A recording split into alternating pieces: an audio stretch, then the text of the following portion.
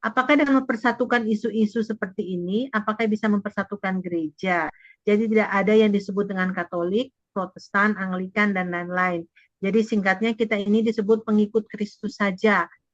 Dari Lisa Fernandez. Jika sudah ada kesepakatan bersama dan pemahaman bersama terkait iman dan perbuatan, tetapi mengapa komunitas gerejawi di luar gereja Katolik tidak bersatu masuk dalam persekutuan bersama dengan gereja Katolik? Kebenaran sejati tadi sudah disepakati, berarti kelima sekolah sudah tidak berlaku. Ini Jadi kita mulai kesepakatan dari itu tidak dimaksudkan supaya menjadi satu gereja semua masuk di gereja Katolik. Jadi kesepakatan yang tadi terakhir itu tidak dimaksudkan supaya orang lalu jadi masuk gereja Katolik semua. Itu kan kesepakatan bersama dalam 5 gereja besar di dunia ini.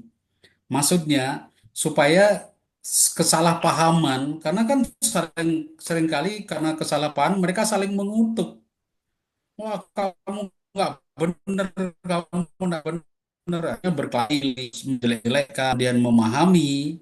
Oh, ternyata dia punya pikiran seperti ini, sudut pandang seperti itu. Tidak perlu lagi orang saling mengutuk, orang saling menyalahkan. Saya mencoba memahami di situ. Tapi tidak berarti harus gabung jadi satu di situ. Kalau mau jadi gabung jadi satu ya bagus juga, tapi tidak harus demikian. Ya, kalau saya menambahkan, memang karena gereja-gereja kita sudah memiliki sejarahnya masing-masing dan sudah bertumbuh masing-masing. Dan saya pikir memang ketika diusahakan untuk menyatukannya, itu mungkin tidak lebih baik, tidak akan jadi lebih baik. Dalam pengalaman gereja Protestan sendiri, misalnya, gereja Protestan sudah mencoba untuk menyatukannya lewat Dewan Gereja Dunia atau di Indonesia kemudian menjadi PGI, tetapi memang tidak dengan maksud supaya semua aliran-aliran yang ada di dalam gereja Protestan itu menjadi satu gereja besar. Karena itu sesuatu yang akan menyulitkan dan banyak hal. Nah, tetapi kita melihat kalau saya mencoba merefleksikannya secara teologis, saya pikir ya, Tuhan itu kan mengatakan kalau gereja itu seperti tubuhnya. Dan tubuh itu terjadi dari banyak anggota. Jadi kita perlu untuk belajar bagaimana yang berbeda-beda ini, berbeda organisasi itu memang menyatu kepada kepala gereja, itu yang paling penting.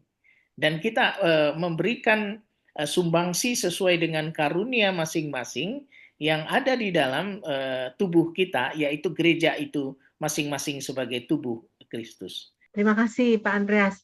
Saya mau bertanya secara khusus untuk Romo Patris. Dan bisa nanti dibantu minta tanggapannya juga dari pembicara yang lain. Pertanyaan saya adalah, tadi Pak Patris tadi menjelaskan bahwa orang dihukum itu karena dia diselamatkan karena ketidaktahuannya. Nah, apakah memang itu juga bahwa bisa dikatakan orang di luar sana yang tidak pernah mendengar Injil di daerah sana itu bisa memperoleh keselamatan? Kalau kamu tidak di dalam gereja Katolik, kamu tidak selamat.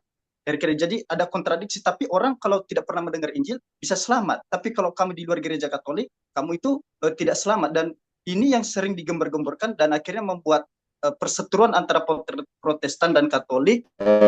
Ketahui bahwa ada heresi yang namanya Feianisme ya.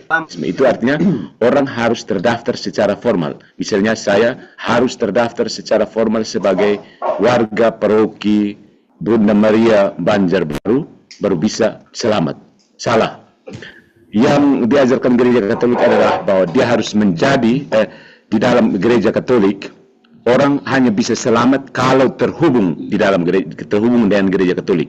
Entah itu dia menerima baptisan seperti saudara-saudara Protestan, mereka terhubung ke dalam gereja Katolik melalui baptisannya karena hanya ada satu baptisan, atau mereka menghayati ide-ide atau gagasan-gagasan sebagaimana yang diajarkan oleh orang Katolik. Karena gereja Katolik mengajarkan bahwa keutuhan kebenaran itu ada dalam gereja Katolik dan orang bisa. Nah, kata bisa diselamatkan ini tidak berarti dia sudah selamat. Salah, beda.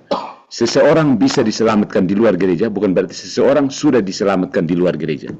Ini harus cermat memeriksa kata-kata yang digunakan oleh gereja, karena seseorang bisa itu dalam bentuk potensi untuk menjadi aktual ke potensi keselamatan itu hanya melalui gereja Katolik. Gereja berevangelisasi, gereja berdoa untuk persatuan, gereja berdoa untuk keselamatan orang-orang yang tidak mengenal Kristus. Karena gereja Katolik tidak percaya double predestinasi. Ya, kita tetap menghargai mereka yang percaya itu, bahwa Tuhan menghendaki semua orang selamat.